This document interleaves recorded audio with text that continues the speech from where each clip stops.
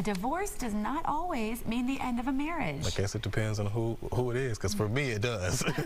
But a lot of couples, however, they get back together, and today is the day we talk about why and how they do it. It's National Reconciliation Day. Dr. Viviana Coles with Houston Relationship Therapy is here to save the day for somebody maybe who wants to get back together. What's the on again, off again thing? Yeah, so 10 to 15% of couples get back together after breaking up. 6%, up to around 6%. Will actually divorce and then remarry, but you've probably heard of that happening. It's not super rare.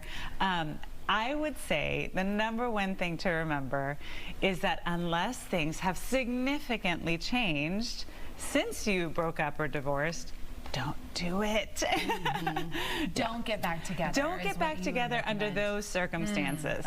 For a lot of people, time may pass. Yay, okay, we're feeling a little less hurt or butthurt, whatever it is, and you get over it, but nothing has really changed. Or your stage in life could be different. Or your stage in life could be different. That could, but unless you've really talked about the why we broke up and how that's different now. I mean, I want to say it a million times because people just don't realize that is the #1 thing that's going to determine whether or not your new relationship, starting over again, if that's possible for you, is even viable.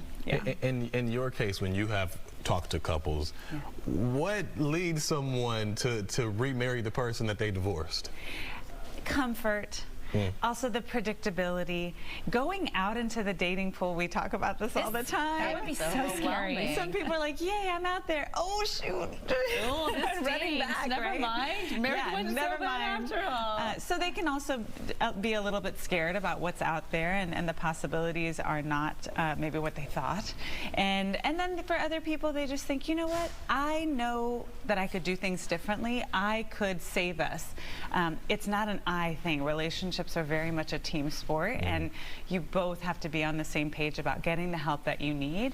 If it didn't work out the first time, just make sure you're not in that same place when you get back together. A team sport. I love that. Okay, so let's say you got the divorce, you decide we're going to do this, we're getting back together. What are those steps that you need to take to make sure you're successful?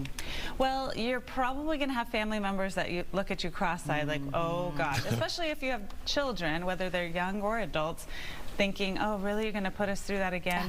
So be a little bit close to the chest when it comes to working through things. Go to therapy. Houston Relationship Therapy, that's all that we do, is work with relationship issues. So if you're looking to try to do something differently, which I would hope you would, not just for your emotions, but also for your time and energy, go to therapy.